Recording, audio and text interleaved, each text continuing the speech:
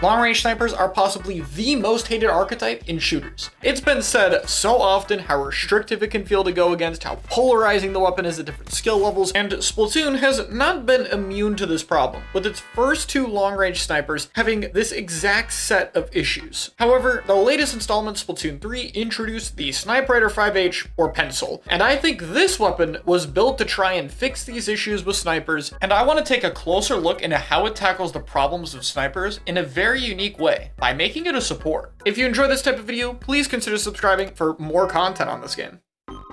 Before I get too far into this, I want to clarify that I am just looking at long-range snipers. Short-range ones are a whole other archetype for another time. Anyway, before we get into Pencil, let's briefly cover what is the main problems with Sniper. To put it in a nutshell, long-range plus a one-shot controls way too much of the game. It makes these weapons very oppressive at holding angles and positions, especially from a long distance, though in some games they can also be good at close range. Democracy has landed!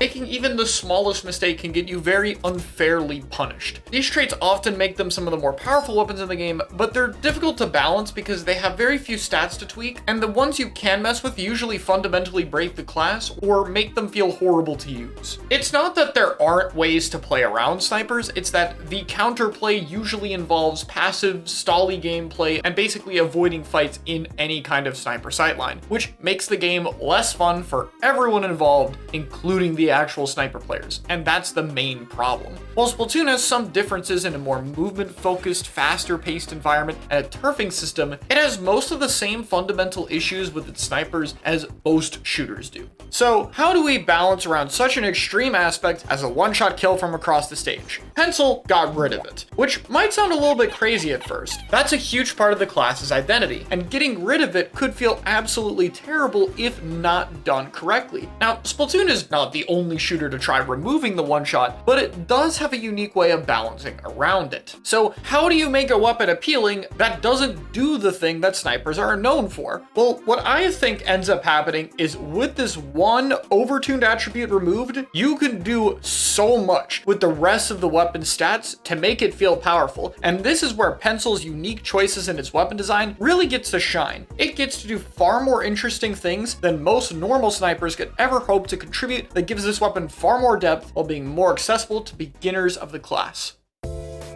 First off, instead of one shot per charge, Pencil gets a total of 5 of them, with 2 shots being needed for a kill. On the normal chargers in Splatoon, the mobility while holding a charge is way too limited to ever take advantage of multiple shots, which is why Pencil also has a fast strafe speed and unhindered jump height. These factors allow you to jump and shoot over cover, charging the weapon while jumping over objects and terrain, and just in general making smaller repositioning changes without having to drop the weapon's charge. That kind of mobility, especially from something with this much range, is really fun to mess around with, and gives a lot more leeway to newer players while giving experienced ones more ways to move and be aggressive. Outside of the mobility, let's talk about the weapon's team synergy. For snipers and team shooters, I've always found them to be a lot less fun to work around. There isn't as much to do other than playing in open sightlines they can take advantage of and just hoping they hit their shots. Pencil, on the other hand, while plenty self-sufficient, is made to be fun to work around through its damage and paint. This weapon does 68 damage per shot, which is very specific. Players have 100 health in Splatoon, and 68 is just enough to work with most fighting weapons for a combo kill, but just shy of working with most lethal bombs, outside hit, or other weaker damage options. This intentionally gives the weapon a consistent synergy that makes both players feel rewarded for working together, while minimizing the amount of deaths from random sources of damage mixed with one shot from the weapon. Splatoon is unique as well in its movement and turfing system compared to other shooters, where the paint on the ground reduces the amount of places the enemy can hide and allows anyone on your team to move more freely. Pencil does this very well by painting 5 thin lines that are easy to swim forward in for approaches, or can help cover the ground in general, which is how you build specials in Splatoon.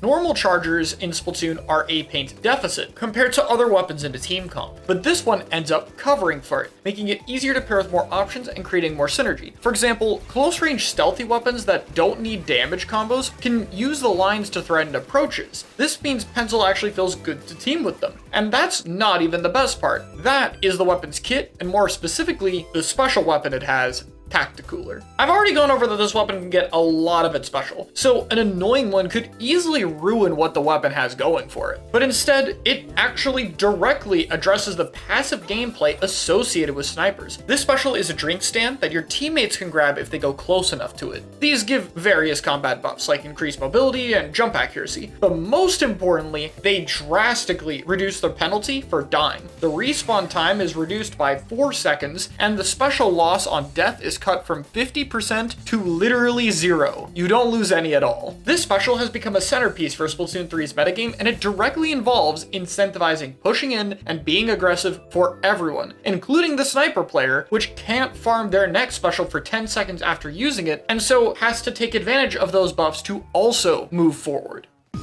Now, Pencil has drawbacks for sure. Losing out on the one-shot is a main one, but the weapon still does have a long charge time, second longest out of the class, and poor ink efficiency, which means that you'll have to refill your tank, creating even more necessary downtime, while also struggling up close, which is a common theme for snipers specifically in Splatoon. These are fair drawbacks to contribute to the weapon's balance, and with all the positives I talked about, I do want to talk about the critiques this weapon gets. It used to have a lot more of an issue with passive gameplay, before its paint and special output were toned back. However, these days, it's only really critiqued because it's been the best long-range weapon in the game for almost a year and a half. Splatoon 3 is very slow and minimal nerfs with its patches, which I actually like for the most part, but that's a topic for another time. What this does mean though, is we've had this weapon in the spotlight for a long time, and despite how good it is, and how dominant it is on its role and special, the weapon itself is still seen as healthy for the game, and has only gone closer to that as balance changes have come out for it.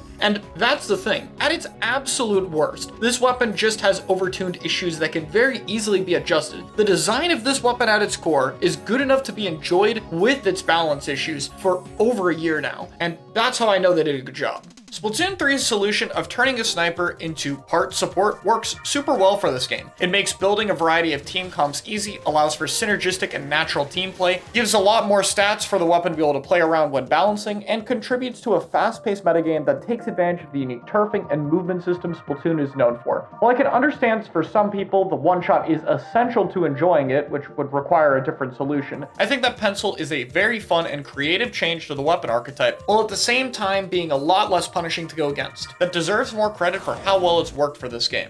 But with that being said, that's all I have to say on this topic. I think it's really cool to see more attempts on fixing this type of weapon archetype, and I'm very curious to see how things evolve in the future. Let me know what you think in the comments below, and thank you for watching.